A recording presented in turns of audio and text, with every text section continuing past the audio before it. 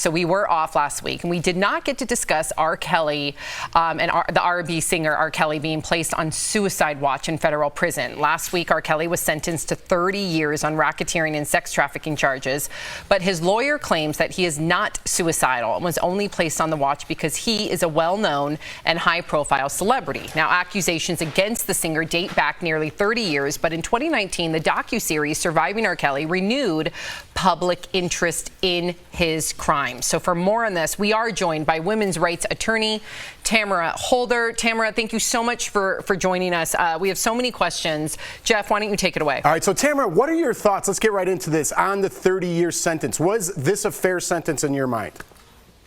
Yes, I think it is. I think that what we're seeing in America right now is a sea change where bad guys are going to get sentenced, and they're going to be sentenced for a lengthy period of time.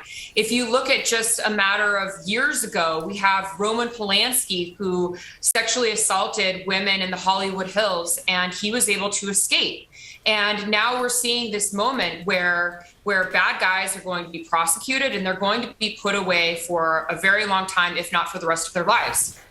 Well, first of all, thank you for being here. Speaking of a long time, why did this take so long? Right. Like, the accusations against R. Kelly have gone back, well, almost into my teenage years. So why now?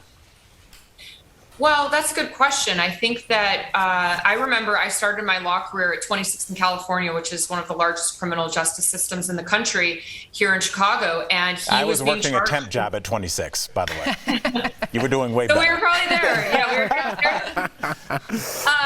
And this was, 10, 15 years ago, and he had a criminal trial there, and he was found not guilty. There were whispers about witness tampering. There were whispers that people were paid off so that the victims did not show up to court.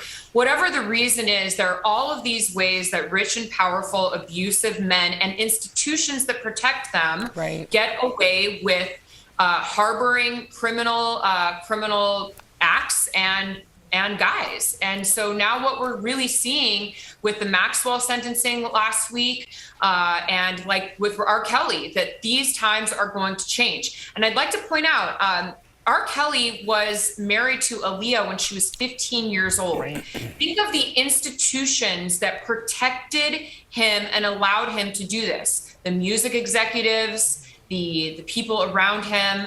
So, it was gross. It was gross. And just really quickly. Well, you have a 15-year-old. Can you imagine? I have a 15-year-old daughter, and not only did he marry Aaliyah at 15, he also made her release a single called Age Ain't Nothing But a Number. That was like happening in our society. Right. So and we bought that out. It's amazing. Yeah, exactly. It's hiding in plain sight. So before you go, I got to get your take on Ghislaine Maxwell. She was sentenced to 20 years for aiding Jeffrey Epstein, of course, in his sex trafficking scheme. What are your thoughts on this sentencing, and why didn't she talk? Right. If she knew something, would she have talked?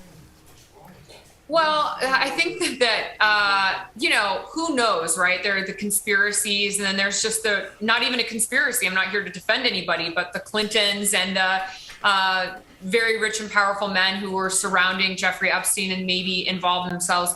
We don't know why that information didn't come out, but I think that it certainly would have come out prior to sentencing, and it didn't. Again, who knows why? We can all speculate. But I think, again, this is a message to people who are around bad guys and who participate in bad behavior, that if you know something and you don't do anything about it, and in fact engage in this kind of behavior, whether you're a victim. She said that she was a victim of Epstein. He was manipulative and cunning and whatever. The rules are now going to apply to people who are rich and famous. And if you abuse people, we are going to find you and we are going to lock you up for the rest of your life.